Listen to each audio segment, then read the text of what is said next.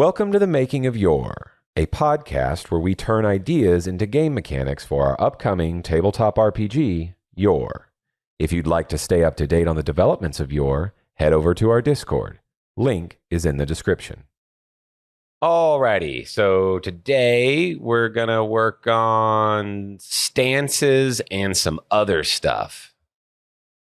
I think we, in between the last podcast and this one, we had a wild brainstorming moment around stances. A genius idea. Yes, a way to fix a problem that we had been thinking about for a while, which is when you do a whole turn of combat for each side, and then the other team gets to go, you think, wow, that's really unfair. You know, not splitting up initiative and everyone having to act on at the same time on each side. So I think we can use stances to alleviate some of that inequality. Ideally, by at the start of combat, no matter who goes first, at the start of combat, both sides will get to choose a stance. And what that means is that everybody on the side that got to go second could potentially take a defensive stance and significantly reduce the one-shot potential that might exist. And we'll have some other cool stances too. Things that let you prepare for big spells and crap like that. Was there anything that you had to say on stances? So we talked about the other day, not on mic. Oh, it's on, and the other thing is you get to change your stance at the start of turn. Yeah. So basically what it means is that at the start of combat, the people who go second are going to get to utilize two stances because they're going to get to choose a stance at the start of combat for a defensive round. And then on the start of their turn, they get to change that stance. Yeah. And to do something more offensive. Talked about it. We don't know exactly how it works. It's choosing a new stance is maybe an action if you want to change it mid-combat. We don't know. But I kind of like the idea of making the stances kind of like the Star Wars lightsaber forms. Oh, yeah. Like, you know, how you have whatever Obi-Wan's good at, which is really designed around being defensive, or Dooku's, which is sort of like being a fencer, or Windu's, which is about striking down your enemies. Yeah, it's channeling their power back at them. Yeah, like that kind of thing. I like the idea that they have like these ethos sort of gimmicks to them. Like, this is because we've sort of designed resource generation, class design around like trying to go towards this niche. So if we can get this is how you fight this combat or this turn or whatever set up in the stance system, I think that's probably a good or a bellwether, I suppose, for utility in the system. Yeah, I think stances are a great way for us to use as a balance lever to help some of the, I guess, ideas that we have that are a bit non-standard about the gameplay, like not having spell slots. Yeah. So you don't get to cast a big spell on the first turn of combat because you don't have a resource pool to cast that big spell. You have to build to that big spell that you want to cast. Or the fact that a whole side's going to go. Having a stance allows to maybe lever a few things. Like if we determine that, not having a limited number or not having spell slots and how that affects gameplay, or maybe you have casters not casting enough spells, not casting enough big spells because, resource generation's screwy. Well, one of them could be, we change maybe how much resource cost there is to a spell or how much you generate with your balance to do. But stances can be another way to create a balance lever for additional resource generation. Yeah. So I like the idea of there being a stance that like sort of generates resource. And I'm sort of thinking, like, do we have just X different stances, or do we have different categories of stance and then sub stances within those? Like a defensive stance could be just damage reduction, halved evasion, something like that. And then an offensive stance could be extra damage, extra resource generated on attacks. You know what we could do? Yeah. And this is a crazy idea. I like we could those. have tiers of stances. Okay. Because if we didn't have enough tiers for things, we could have like tier 1 stances, which are like simple stances. Everyone knows them, kind of like a simple weapon proficiency. But everybody's got it, right? You know, and everybody can go into the boxing stance. Yeah. So everyone can get this minor stance that gives you whatever benefit those different things give you, like a defensive stance that gives you a little DR. But it could be that of those different types of stances, so we might have categories within, here are 4 categories of tier 1 stances. Okay. Yeah. And you have to either be a certain class or archetype in a class to get higher tiers in other stances. Like maybe you can get to tier 2 or 3 or whatever. Maybe it might also be tied to the tier, your tier. But that you get to higher tier stances could be based on both class and your character tier.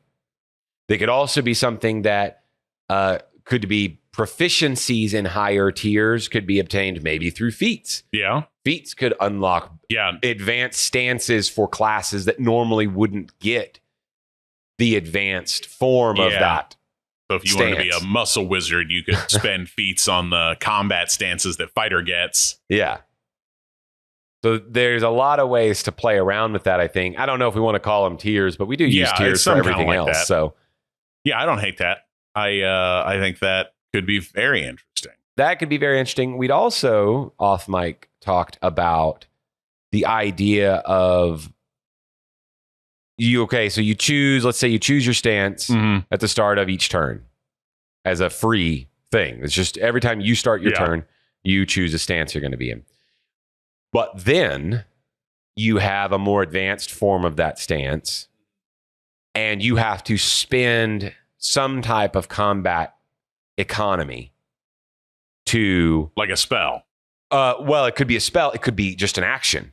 Yeah. It could be I mean like the intensified spells mechanic. Sort of like intensifying a stance. Yes, intensifying a stance through either spending an action, spending a bonus action, spending movement, right? The 3 generic actions or resources you have. Yeah, from turn to turn.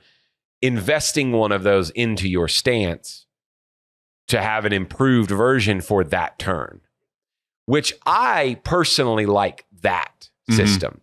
Now, that doesn't mean that I'm against the tier system as well. The idea that stances can get better through some method of increase. Yeah, I don't know. Let's try and think of what we want the stances to do. So we have 2 that I really like, a stance that generates resource and a stance that reduces damage. Okay, let's come up with a couple more simple stances that anyone could get a hold of. Because I'm like sitting on some ideas for what I think would be class-specific stances. But think of a couple other generic ones. We talked about the reactionary stance of you only have one reaction around unless you're in this stance, and then you have as many reactions as you have things to do with your reaction. Yeah, we had talked about that. And there was another thing that I actually texted you when we were driving, which was possibly tying your reactions that you might get, either reactions that everyone has, like, an opportunity attack, let's say, whatever, or reactions that you might be able to get because of your class, that all reactions are tied to a stance. So that you can perform only this reaction if you're even in a given stance. So let's say you have 2 different reactions that are tied to the defensive stance. You can take both of those reactions if you're in the defensive stance. But if you have a different reaction that's tied to the offensive stance or to the meditative stance, whatever, well, then you have access to whatever reactions you have related to that stance. Yeah. I don't know if that's better or if that's a granularity that's unnecessary and maybe we should just have a reaction stance. Yeah, I don't know. because I like the idea of it being simple and just all your reactions, or if you want to take a bunch of reactions and that's your build, you just do this stance. But I also like the idea of each stance has its own inbuilt little special thing. Yeah. But I don't know. Well, here's one thing I'm concerned about with like the reaction stance. That feels like a stance that largely won't get used by most builds, but certain builds might use it, which almost make it sounds like something it's going to be really good if you go second in combat. Yeah, it's going to be really good. Because if you roll initiative, you're going second, your free pick is the reaction stance, and you have a bunch of reactions in your build, you get to go as much on their turn as you do on yours. Yeah, it can be really good on the right build. So I think it could be interesting, and it makes me wonder if it shouldn't be a generic stance, but rather should be a class-specific stance. I don't know. Okay, well, that ties into what I was thinking about for fighter, because I like the idea that the fighter can spend his resource to get extra attacks, or at least one of the types of fighter can. Mm-hmm. Like, it's not complicated, but like, he spends 3 resource and gets to hit somebody an extra time. Mm-hmm. Like, just he's building focus in combat, and when he spends it all, he just turns into a blender. Yeah, I don't dislike that. It feels right. But he could have something like an extra resource generation stance where his basic or bonus action attack gets 2 resource instead of 1 every time he uses it. Or he could have like his reaction stance could be like a counter stance. So anytime somebody... Oh, I guess that could be the resource generating stance. It simply means you don't gain any other benefit other than when you use your resource generating action, you get an additional resource. I think that's simple and straightforward. And you're sacrificing maybe damage or damage utility reduction or tactics or whatever. Whatever it is, you're sacrificing it to generate additional resource. Mm-hmm. I think that's what the resource generating stance should be. Yeah. Because then it won't be odd when the wizard and the barbarian both have a thing called their resource generating stance. Yeah. When it's like, well those are 2 different things. Yeah, like, they shouldn't look the same. Well, it just makes it easier to get resource to do cool stuff. It just means you're focusing on what you're good at. Power. Yeah, what you need for power. Yeah. I think that is non-specific, which fits well as a stance. Okay. Well, yeah, let's use that. Cool. So that's the resource generator stance. The defense one we've discussed. I think we won't know what it should be in numbers until we start playing. But it should just be, at least the simple version should be some damage reduction. Some form of damage mitigation on it. Oh, will it be reaction based for the damage? Do you think that, or do you think it's more like a parry, like you get to roll a d6 anytime somebody hits you and you reduce it by that? Or is that too complicated? I don't know that that's too complicated. I like that. I think if you make it a like a dice roll, though, it needs to be something that you can only do the one time. Yeah. Not every time someone hits you with, because then you're just adding a bunch of dice rolls, potentially, if you get hit 3 or 4 times. It feels like it maybe should just be a one-time thing, but I don't know. It's less effective that way because if everyone's hitting you with basic attacks, only being able to mitigate one of them is a lot less effective than even 1 DR against every attack. Yeah. It very much turns into, well, am I fighting one guy or a bunch of guys? Yeah. I like the idea that it's a dice roll.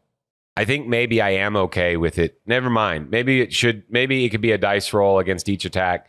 Because we're already cutting out to hit, so. Yeah. Agreed. We are cutting out to hit. And it's just a D6. It's not a D6 plus anything. So weapons are always inherently going to have the advantage. I think it should be a D4, though. A D4? Against every attack. Because we were looking at damage reduction for most classes getting up to a max of 3. Like if you're wearing tier 3 armor, which other than like one specific subclass of fighter could get anything above that. Yeah. And D6 means that you're on average, that's more DR than the highest level armor. Yeah, 3.5. Yeah, so I think D6 might be too much unless we say you can get a D4 unless you're carrying a shield. And if you're carrying a shield in the defensive stance, then it is a D6. Okay. Which I think would fit. I think a shield or a weapon with the parrying property. I don't know that we should make those equatable. Maybe it does something. Because, like, a sword breaker is a perfectly legitimate weapon. What's a sword breaker? There's two kinds. There's the Western kind, which is kind of like a dagger that has like notches cut out of the back, and you use it to like trap a sword. But there's like a Chinese sword breaker, which is a big rod of metal, and they were popular whenever swords were made out of shitty metal. So you just hit a sword and try and break it with like a piece of rebar. That makes sense. Yeah. Okay. And we can control what has the parrying property and what doesn't. I don't dislike the idea of doing it, and I do like the idea of it being simple, so that it's not. I like the idea of mechanical expression being simplistic and straightforward. If we do that, though, then we have to add some other additional benefit to shield. Like shield needs to do something, because you're getting the benefit if you're carrying a second weapon that's used for the parrying property. It's probably giving you an attack, or it's probably benefiting you in some offensive method as well. So you would want the shield to have some way that it's specifically benefiting you defensively more than Well, it's so one of the shields we talked about was the Pavis shield, which gave you just straight up cover when you wanted it. That's true. Yeah, a heavy shield that would you could be used as providing cover. I like that. I think some shield diversity is something we want.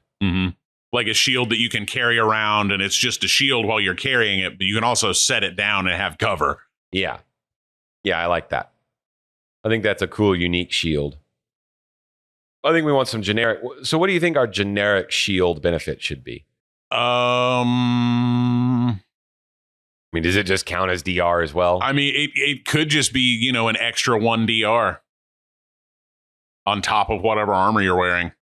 But I don't know if that feels like super thematic or not. Yeah, I don't know. I like shields having mechanical benefit. I've never liked shields having a method of like getting to AC because we don't have AC in a fantasy game. Well, yeah, but even so, in a fantasy game, I've never liked the idea that shields are basically the only way that you can get this benefit. And this makes you approximately 10% harder to hit. Yeah, well, and therefore, in any build you're doing, if you can carry a shield, you should carry a shield. And I get it. Yeah, in real life, if you're in combat and you can carry a shield, you should carry a shield. But in D&D, it's more effective for you to carry a greatsword and kill the thing that's trying to hurt you faster. Yeah, and so with that in mind, I like the idea of a shield being more interesting than just 2 AC. Yeah. Yeah, I want it to be fun and a reason you picked it. Back in our LARP days, the cool thing about carrying a shield was you could use parry on ranged weapons. Yeah, so maybe it's a defense against ranged attacks that's really beneficial or something. Oh, I guess that could be one of those Double your things. DR against ranged attacks? Ooh, I think there's something there with ranged attacks for sure. Yeah. Because specifically that becomes interesting over the sword breaker, in that the sword breaker is not going to be able to defend against arrows. Yeah. So it's melee only. It's melee only, and it lets you you're able to use. You probably have the reduction of damage, and we might have a thing that says if when using the sword breaker you reduce damage to 0, then on your turn you can attempt to disarm the enemy. Okay, as like an idea that if you reduced it to 0, then you've essentially captured the weapon with your sword breaker thing. And so now you can attempt to disarm on your turn. Okay. That would be a cool feature for that.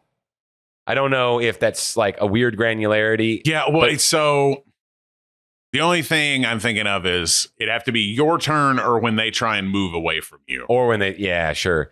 Oh, maybe it's as a reaction. Oh, okay. And maybe if you reduce the damage to 0, you can use your reaction to disarm them. Yeah, you could use a reaction to try and disarm them if you reduce it to 0. So conditional. Yeah, it's all these weird weapons have. Yeah. So like, we have longsword, which could be a longsword or a katana or a claymore from Scotland or any number of things that are, approximately a 3-ish foot long sword. Yeah. But we also have sword breakers and all the like weird super niche weapons that have like extra special powers. Yeah, it could be cool to. That might be a really cool thing to do.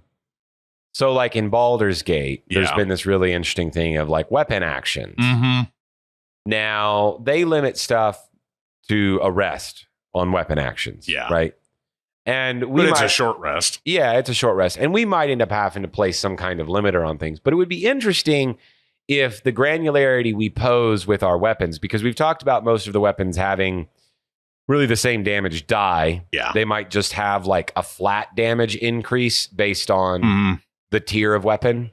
But pretty much everything just rolls a d6. Yeah, 200-handed weapons get an extra damage die or an extra bonus. Or we were talking about, keeping everything a d6 and then you like get flat damage increase based on the tier of weapon or something like that. But it would be interesting if categories of weapon provide conditional reactions, like all the weapons. Like every type of weapon we put in the game. Now, you might have longsword. Well, a longsword could be... It could be a variety of, let's say, historical styles of this sword, right? So we can, you can reskin something because it's a D&D game, or not a D&D game, but it's a fantasy game. Yeah. So reskin something if you want to.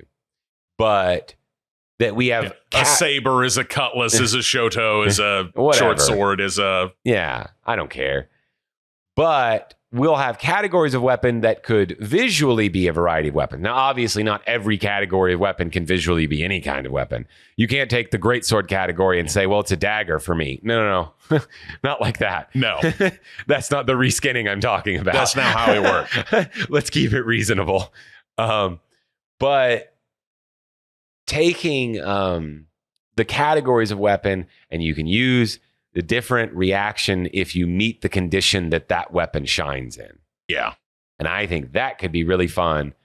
And instead of there being different actions you take, that your actions are still relatively simple, so that the course and speed of the game stays pretty simple. Yeah. But when you achieve through whatever, either tactical gameplay or planning or combos, teamwork, whatever it is that you're getting to this condition with, now you get to do a reaction in addition to, which is very cool.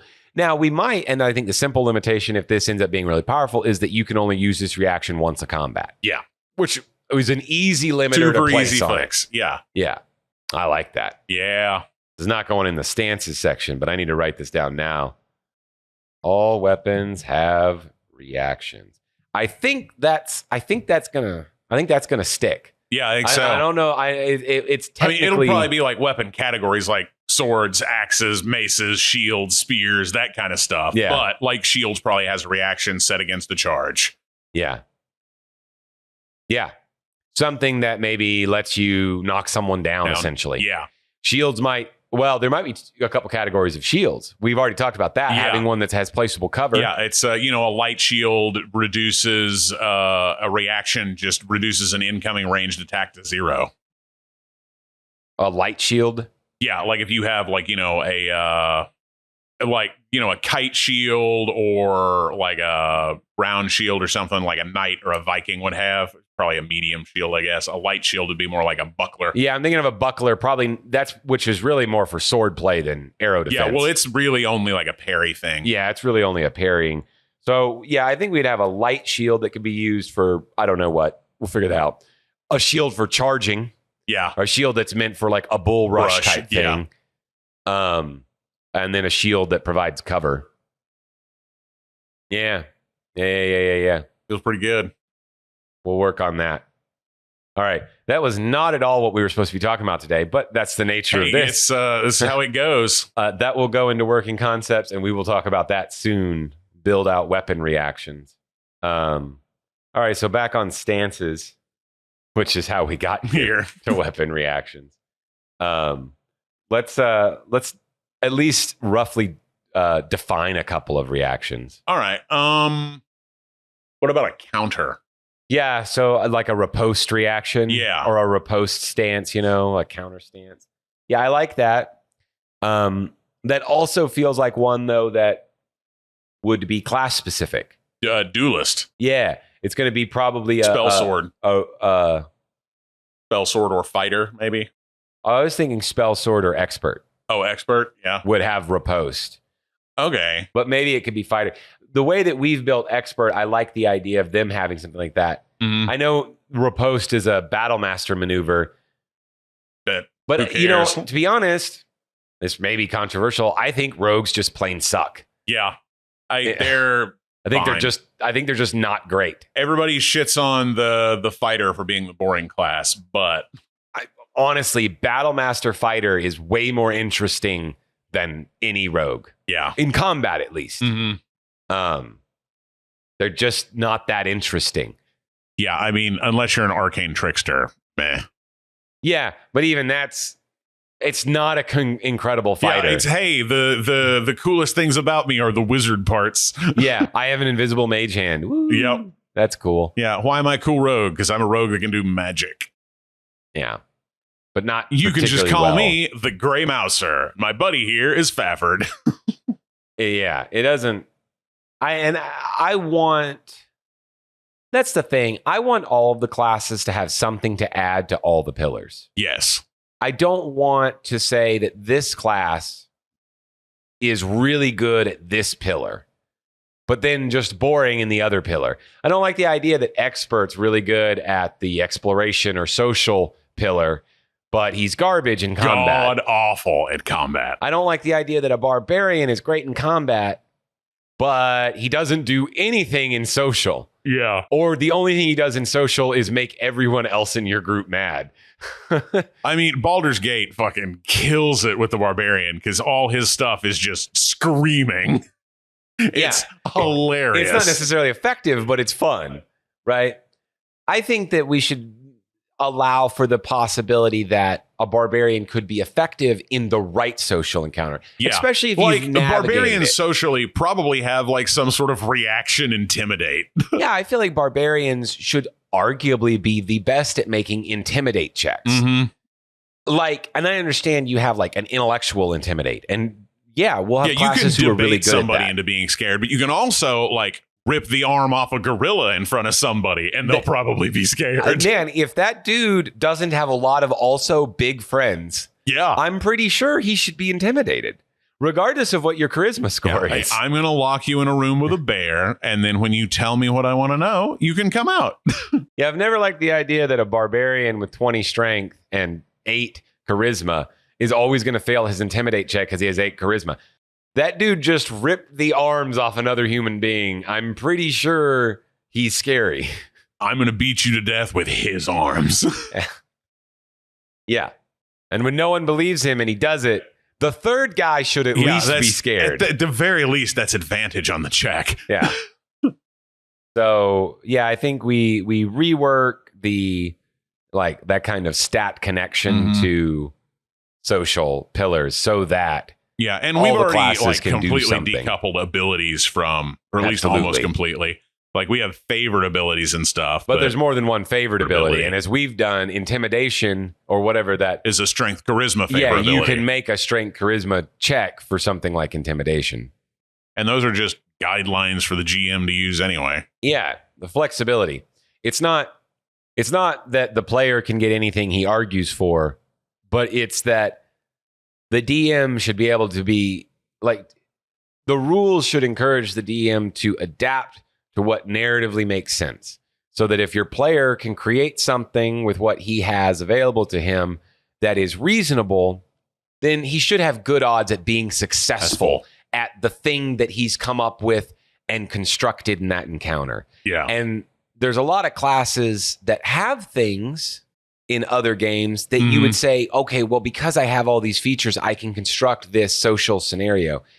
And then you still fall short because it's like, yeah, but the stat that's relevant to the thing you're trying to do, you're bad at. So it just means you fail.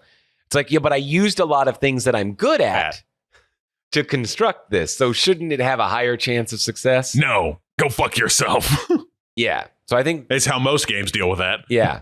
So I think our decoupling and then us creating special options when we get into the social part of the game, like you say, all of our stuff are encounters. So when you're in a social encounter, like a combat encounter, while the barbarian may not be your face, right? He may not be the guy talking.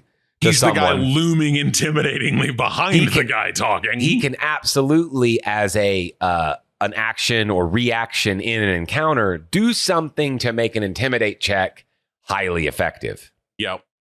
Or even a persuasion check. Yeah. If you're trying to persuade someone that you are fully capable of killing that other guy, well, that persuasion check gets a lot better when the barbarian shows off all of his trophies of dead monster heads that you've defeated. Yeah, this the guy teeth has of a dragon that he just keeps in his bag. Yeah, that persuasion check gets a lot higher. It's not necessarily intimidation. The barbarian's just presenting evidence. Yeah, this guy's got a string of giant ears on a necklace. Yes, we can accomplish the task. So all of those things I think will be really useful in engaging classes that wouldn't normally be involved in a pillar of gameplay. Yeah, everybody needs to have like some interaction with every pillar, even if they're not particularly good at that pillar. They can help. They can assist in a way that isn't I help. Yeah. Oh, I aid. Roll with advantage. I aid. The magic words of any D&D game. I would like to aid. The number of times a party of seasoned players say, I'm going to take the help action. It's just a race to see who can say it first. Yeah. Which is not interesting in a social encounter. I would much rather have that the barbarian can do something specific, the rogue or expert can do something specific, the mystic can do something specific. They all have the potential to aid in a dialogue, even though they're not the face, but they aid in different ways. And creative ways, hopefully. Yeah, it's class thematic ways. Yeah, and not expressing a creative thing to get the exact same benefit. I like the idea of being able to have diversified benefit that is added through different things. When I understand advantage is a great mechanic, although it's an overused mechanic. Yeah.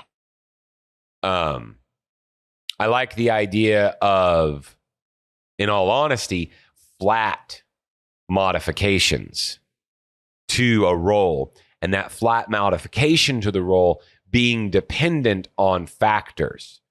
So it could be DM decision, how effective your thing is, which does create a little bit of complexity for a DM, but that's what they're doing anyway.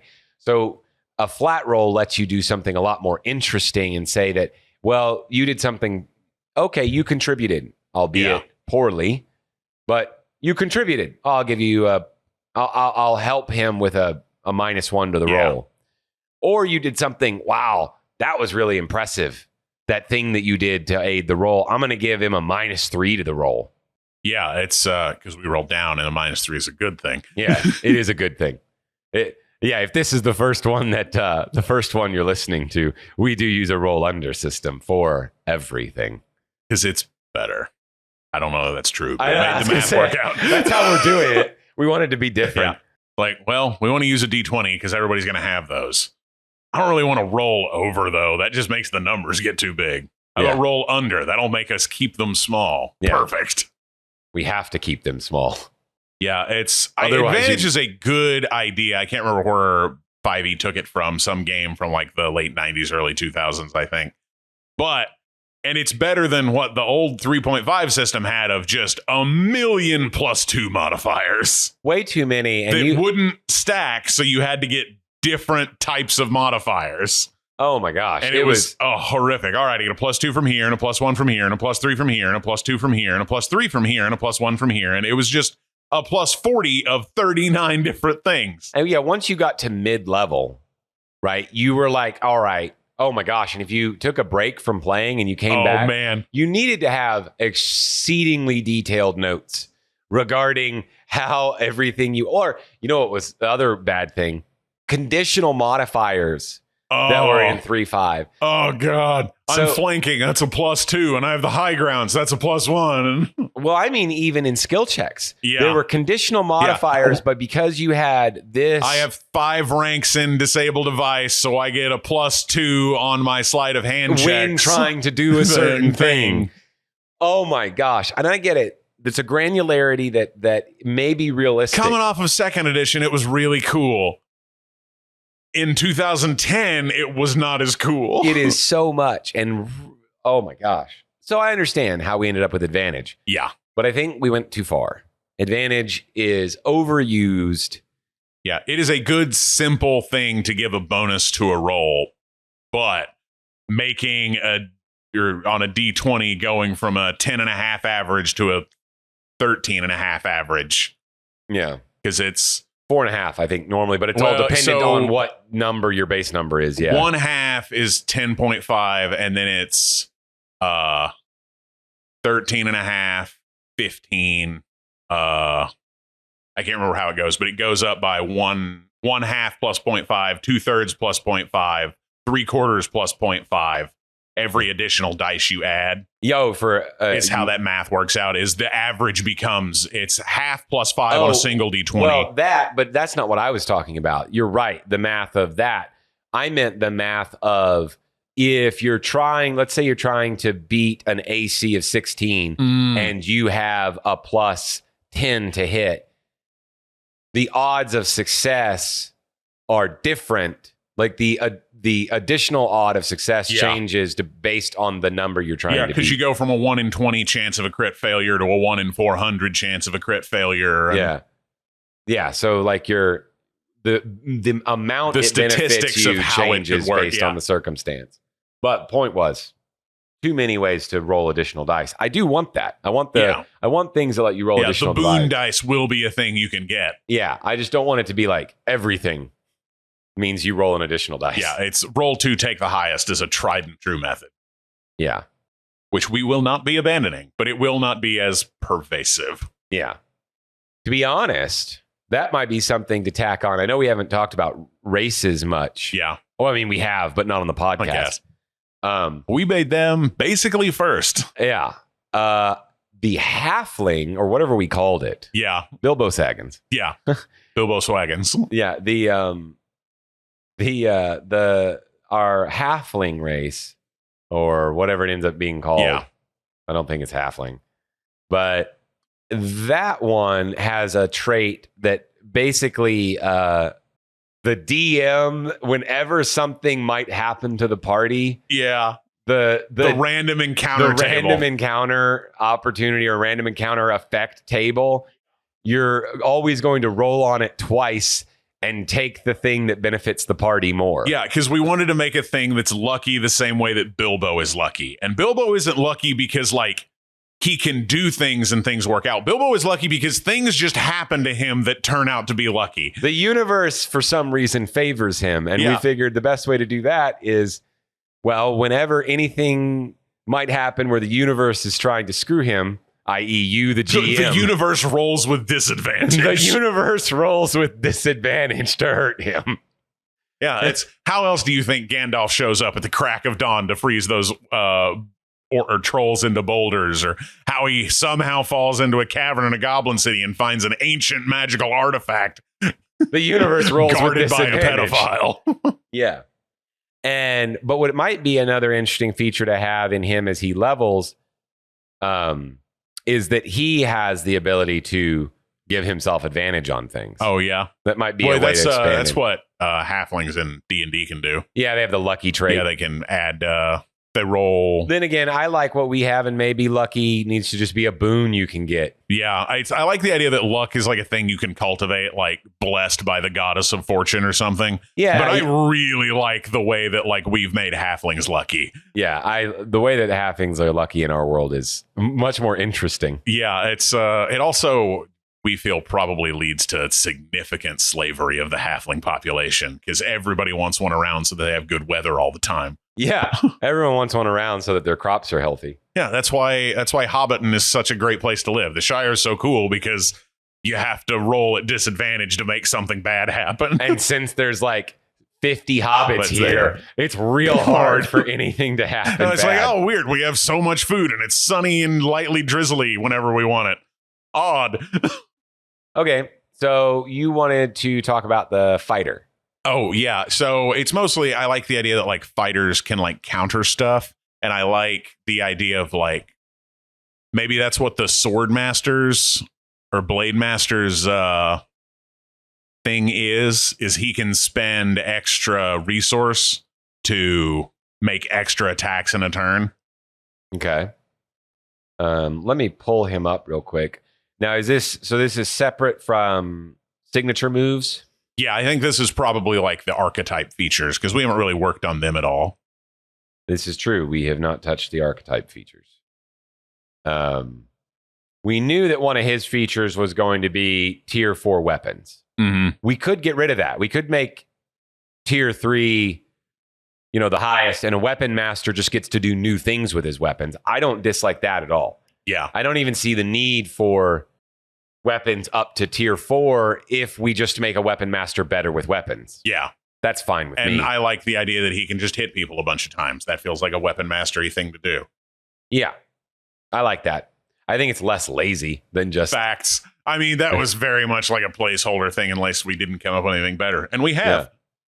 Which would be the same thing. Juggernaut, instead of getting tier 4 armor, we'll figure out he gets to do something to he's eat gonna more get damage. some kind of charge boost ability. Yeah, he'll get a charge boost ability and probably some type of tank reaction thing related to... if we do end up tying reactions to stances, he's going to get something related to being in the defensive stance. Yeah. Okay. Yeah. I like that idea. Cool. I will throw on Weapon Master. Yeah, it's blender attacks. Yeah, well, it combos really well with his signature move. Because his signature move is that he does extra damage. Or Weapon Master, their attack does basic attack damage plus additional damage for each time you've hit the target since the beginning of this encounter. Yeah. So if we do his blender attacks are either their basic attack damage or maybe they're a lower amount of damage, he can hit multiple times, which just prepares him for his signature move. So he's basically... He's in the resource generating stance, getting as much resource as possible to throw out as many attacks as possible so that when he has the whatever resource it costs at the end of the fight, he can just go nuclear on this guy. He's been wearing down the whole fight. Yeah. That sounds fun. The longer you fight him, the more it sucks. Yeah. Don't fight. Don't get in an extended combat with the soldier weapon master. He's good at this. Which I think thematically fits with the idea of damage dealer versus tank. It would say if you have a weapon master going off against a juggernaut, the juggernaut is going to appear stronger at the beginning of the combat. But if the juggernaut doesn't beat the damage dealer, if he doesn't beat him fast enough, he will eventually he will lose. Which is a traditional trope in most games that have tank versus damage roles. That's the thing. Yeah, it's damage dealers scale better, but start lower. Yeah, I like that. And all that time playing video games finally paying off. Hopefully, I guess maybe that'll be up to the listeners. But I'm enjoying this whether or not they are. A real bummer for y'all. Yeah. Sucks that you guys have to sit here and listen to us. Yeah, we're having a great time. Clearly you don't have a choice. We're like the harpies on the seaside. Yeah, listen to our siren song. Come play on the rocks with us. All right. I like that as a weapon master thing. We'll build out that other stuff later for whatever the juggernaut's going to have. Yeah. So let's see. Anything else to do in stances that we've talked about? I don't really have any more good ideas for like stances right now. Yeah, I think we're just going to have to, I think we'll have to give some extended thinking time and then we'll cover it and maybe another one. Because we knew we wanted a defensive stance that did damage reduction, but we didn't really have any ideas. And then we came up with the resource generation that we like. So once we have like a good nucleation point, we can start coming up with other stances that feel about that powerful. Yeah, well, and the damage reduction one, I think we can't come up with a number until we play more. Yeah, because we don't know how much damage the weapons are going to do. We barely know how many hit points people have. Yeah. None of that stuff is settled on. Yeah, all the refined numbers need tweaking. Yeah. Which, at some point we need to just sit down and play. I think that playing the game isn't necessary for us to progress on building the game. And I say that only because I think we have played enough to know that the ideas will work. It's just, how do you fudge the numbers to make them work well? As somebody who quite frequently picks up a game and then reads through it and then doesn't really pay attention to what the numbers say in that book and just sort of does them live in my head while we're playing, I think that's probably how we're going to make our game. Yeah, I think we both have enough game sense intuition that we can frame something well enough that we'll just be able to adjust the numbers appropriately. Yeah, it's like, oh, these guys are dying way too fast. Got to revise downward on that one. Yeah. Like, oh, holy shit, that was like 120 damage. I did not expect that combo. Let's make that illegal. That doesn't work. The biggest creature in the game only has like 80 HP. Yeah. I do like the idea of like one huge monster having triple digit HP. Yeah, like I like one monster has 100. Yeah. No, and it's like whatever our version of the Tarisk is. Yeah, whatever our version of a Tarisk is. I like the idea of like, an ancient dragon approaching that number, right? Getting up there in that kind of category. But we're talking like things that would be in D&D CR 30s. Yeah, it's some real serious shit. Okay, you had also mentioned that you wanted to change the name of Sage. Well, the name and probably a little bit of the theming, because we already have Scholar, and those feel kind of like the same thing. But we don't have anything that has that like witchy ritualist vibe. And I think splitting the difference between Mystic and Magus is where that thing sits. Okay. All right. I don't really remember what the Sage gets. Let me look at that. And I guess I don't know, is it considered like gendered language? Not really. They burned men for being witches all the time. Oh, okay. I wasn't sure because I was thinking, well, maybe we want to do something like ritualist or something. But it's very famously, there's a witch from the Salem witch trials whose last words were "more weight" as they dropped rocks on him to try and get him to confess. Oh. Alrighty then. Yeah, one of the things they do is called pressing or something like that. They'd put like a board on you and then stack rocks on it to like try and crush you very slowly. And his last words were "more weight." He was right. Yes. That did it. But yeah, no, witch is a gender neutral term so long as you're burning them. Oh, okay. Alrighty then. Then witch it is. But I like the idea that, like, they're folk medicine, ritualism. They don't have a lot of, like, upfront power. But if, like Batman, if you give them prep time, they're murderous. Yeah, well, our archetypes for what had been the Sage and now Witch are Oracle, which totally works. Yeah. Wanderer was one of them. We'll see on that because we've messed with like whether or not they play with the ethereal plane. Yeah, or something I noticed like we that. have a question mark on that one anyway. Yeah, and then Chronomancer, which feels weird to me a little bit for Witch, like for the theme of Witch. So I think we might end up changing that archetype. As well. I don't know that we need a Chronomancer type thing necessarily. No, that feels more like a boon class as we've sort of fleshed out that system more. Yeah, time is way too powerful of a thing to mess with. Have as like, a base class in the base game. I've never really loved the idea of it being just something you can take because generally it's ineffective. It's not very good, or it's like a divination wizard, which is like... Yeah, which the Oracle does. Can be really strong, and I think Oracle should be that anyway. Yeah. But I think, a little more limitation on that. So I'll put a question mark on Chronomancer as well. Yeah. Because I think that's something we might come back to and reframework. Yeah, I mean, we could swap Wanderer for Ritualist right now. I like that. Because that feels certain. Yeah. I'm fine with that. Well, and, rituals and war magic and stuff is going to be a big part of our game anyway. It is. And because rituals, they don't require, they're done like rituals are in every game outside of combat. Except for ours won't necessarily be done out of combat.